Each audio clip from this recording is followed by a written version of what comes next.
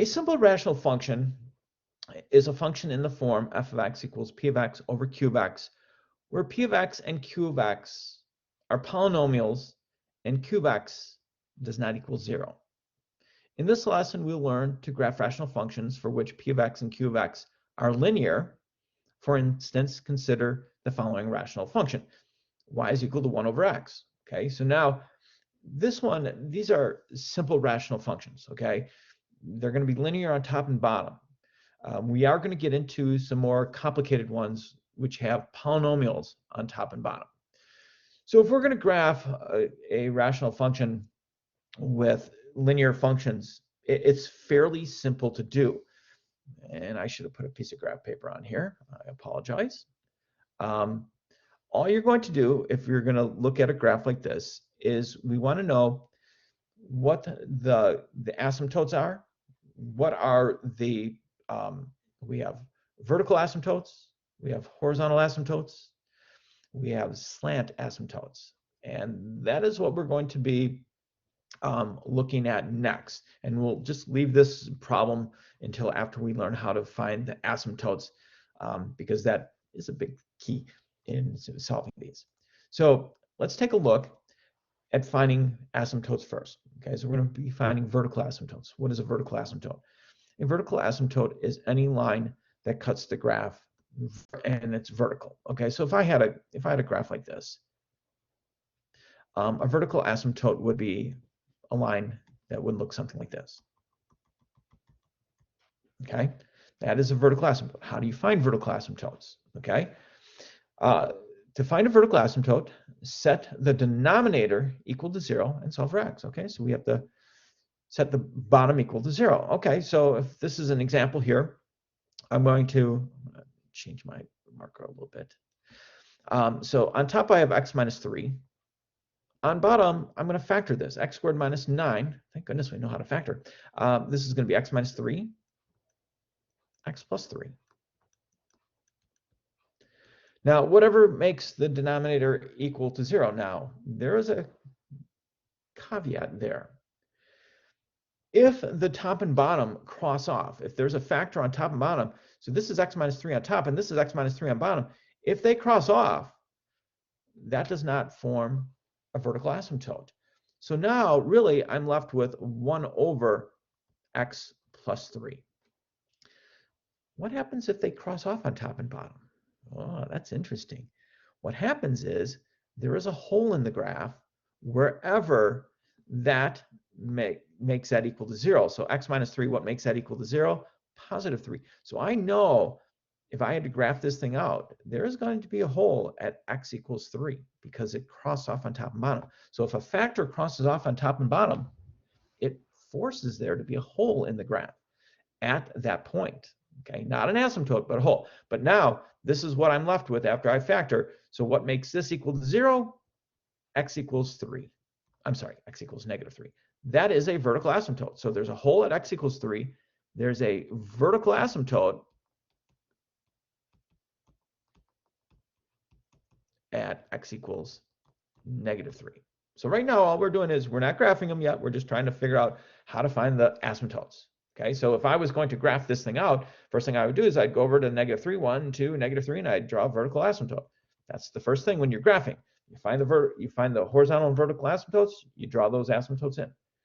So in the second problem, x squared minus 4 over x squared plus 4x minus 5. Okay, so I'm going to clear this off so we have a clean sheet here. So if I'm going to, first thing I'm going to do is I'm going to factor this thing. And that's one of the reasons why we learned how to factor, is because we're using them. So if I had to factor at the top, that's going to be x minus 2x plus 2. Okay, on bottom, if I had to factor this, what is it factored to? X plus 5, x minus 1. Nothing crosses off on top and bottom. Okay, so now if I had to graph this thing out, I know there's going to be 2 vertical asymptotes. Where are they? They're at x equals negative 5 and x equals 1. So if I was going to graph this out, if your teacher asked you to graph this out, what you would do is you go 1, 2, 3, 4, 5. You put a vertical asymptote there. And at positive 1, we would put a vertical asymptote. So those are things that you have to put into your graph before you graph it out. You have to find those vertical asymptotes. Okay, and then the last one, x squared over x plus 2, well, nothing crosses off on top and bottom, so what makes the denominator equal to 0? X equals -2. So if I had to graph this out, first thing I would do is I'd put my vertical asymptote in, and that would be at -2. Boom. So that's the first thing you want to do tonight is you want to find vertical asymptotes. How do you find a vertical asymptote? You set the denominator equal to 0 and you solve. First you factor. You got to factor it out first. And if anything crosses off on top, forms a whole. But if there's anything left over, whatever makes the denominator equal to 0, that is our vertical asymptote. All right. Now, we have to find horizontal asymptotes. Okay, what is a horizontal asymptote? Well, the vertical asymptote goes up and down. Horizontal asymptote goes this way. All right. So how do we find vertical asymptote or horizontal asymptotes? Okay. There are 3 cases, okay, to finding a horizontal asymptote. And they all come down to comparing the degree of the numerator, the highest power, okay? So what we have to do is we have to make sure the thing is in, written in standard form. And here is, okay, so in this problem, the highest power on top is x to the third. Highest power on bottom is x to the first. Oops, my marker's not on here. X to the first. So if that happens, if the numerator is greater than the denominator, and this means power, if the power of the numerator is greater than the power of the denominator, there is no horizontal asymptote, none at all. No horizontal asymptote. Okay. If the power of the numerator and denominator are equal, so if they're to the second or the third or the fourth power, they're equal. So for example, this problem here, the power on top and the power on bottom are the same. So what is the horizontal asymptote? It is the numbers in front of the highest power. So 4 over 1.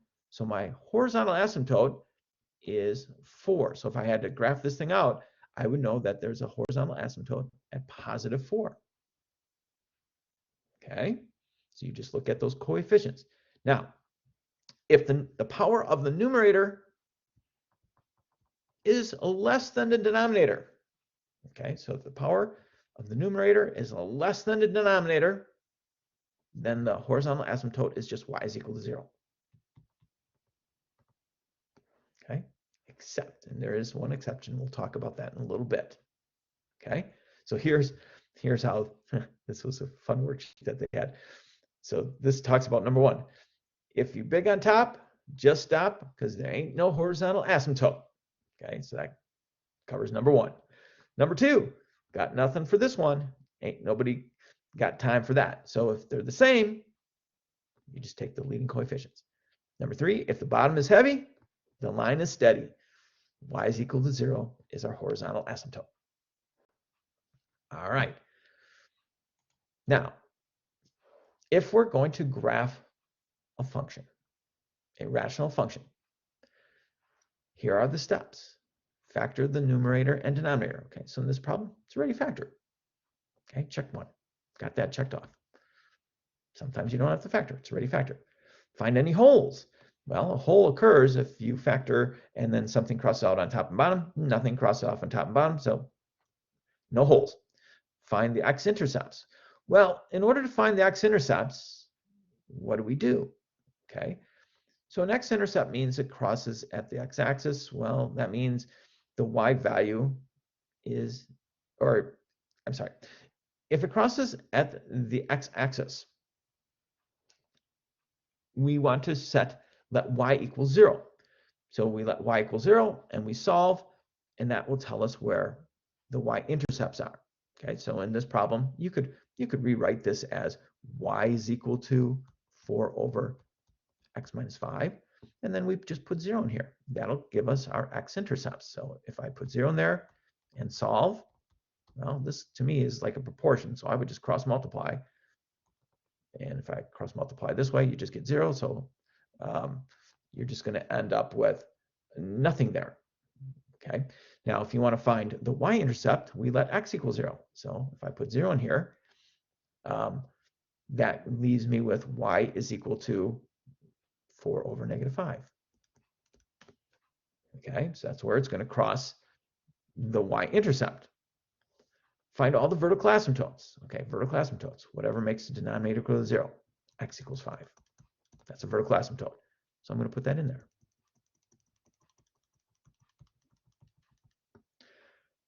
Horizontal asymptote. Okay, bottom is heavier than top, right? So that means y is equal to 0. It's going to be a horizontal asymptote. Sketch the branches of the curve. Okay, now this is where once you get used to these, you'll be a little bit better at doing these. But in this problem, it says y, it's going to cross the y-axis at negative 4/5. Negative 4/5 is about 1, right? So it's going to cross right about here. The graphs are always going to look something like this. And I'm only looking for sketches.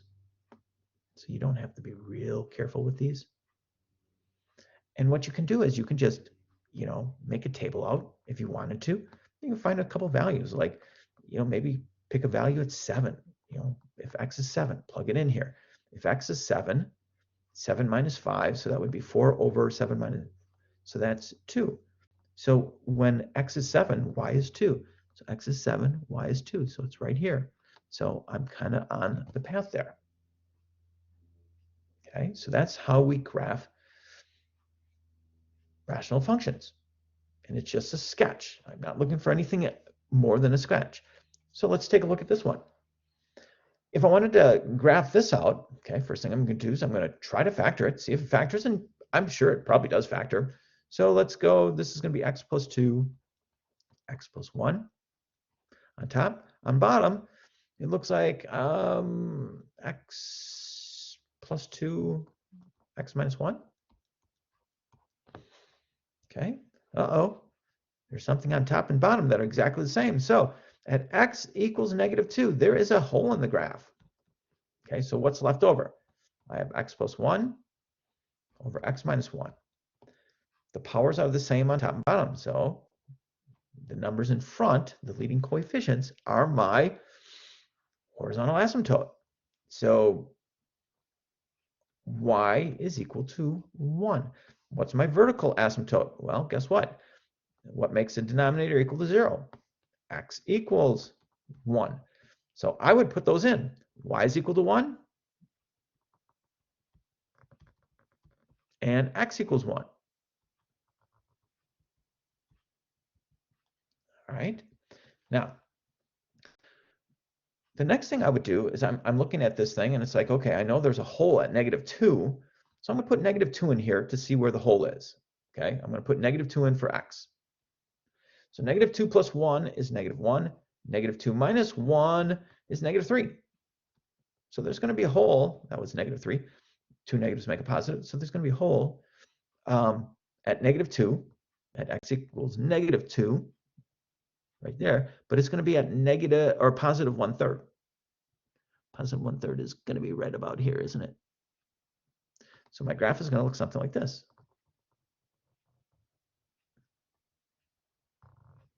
Now, if you don't agree with that, we've got that really cool Desmos, right? And Desmos will be able to graph that thing out for us. So check your work. Go back, check and see if this is what your graph looks like. It should. All right. Now, there's one other thing. There's one other type of asymptote. Usually we call them slant asymptotes. Some books call them oblique asymptotes. Given a rational function f of x equals g of x over h of x, a slant or oblique asymptote occurs if the degree of g of x is exactly 1 greater than the degree of h of x. Okay. To find the equation of the slant asymptote, use long division. Oh no, long division. We did that a while ago. Long division. It's coming back to haunt us. And your quotient is going to be the slant asymptote. Now, I would never ask you to graph something with a slant asymptote, but I will ask you to find a slant asymptote. So on the assessment, I will ask you to find a slant asymptote. So in this problem here, it says find the asymptotes of vertical, horizontal, or slant of the following function. So I'm just going to do it down here. So I have 2x squared minus x minus 3 over x minus 2. Okay, this thing doesn't factor. I've tried it already. Doesn't factor. So I'm looking at this and it's like, okay, I know that there's going to be a vertical asymptote because that makes the denominator equal to 0. So there's going to be a vertical asymptote when x equals 2. That is going to be a vertical asymptote. Now, since the power on top is bigger than the power on bottom, but it's only 1 degree bigger, okay? Because if it was more than 1 degree, then we would say that there's no horizontal asymptote. But in this case, since it's 1 degree more, what we have to do is we have to divide this problem. And our quotient is going to be the answer. So I have 2x squared minus x minus 3 divided by x minus 2. Okay, so some of you are probably saying, but Mr. Schenkel, we learned this cool method. It's called the, I forgot what it was called. Okay, so we have long division, synthetic division. So I'm going to use synthetic division in this problem because I remember how to do that. So I put a 2 in here. That becomes a 2, -1, -3. Remember, we bring our first term down, so that's 2. 2 times 2 is 4. Then we add, so that gives me 3. 2 times 3 is 6. So my remainder is 3. This is my remainder. That is not part of my answer. It started off as an x squared, so I know that my quotient is going to be 2x plus 3. This is a slant asymptote, 2x plus 3. So what does that mean? So if I was going to graph this out, and I'm not asking you to graph anything with slant asymptotes. I will ask you how to find the slant asymptote. What is the slant asymptote? But 2x plus 3 is an equation, a linear function. So the y-intercept is 3, the slope is 2. So this is an asymptote. Okay, and we also said that x equals 2 is an asymptote, right? So x equals 2. So my graph, usually when you graph these, the graph is between here and it would be up here too, but we can't see that. But I'm not asking you to graph those. I'm just asking you to be able to find a slant asymptote. That's it. On the assessment, there's one problem that asks you to find a slant asymptote. And all you're doing is you're using long division, or if you remember synthetic division, you can use that also. All right, that is it for this week. I hope you guys attended the main lesson on Monday. We'll see you then. Bye.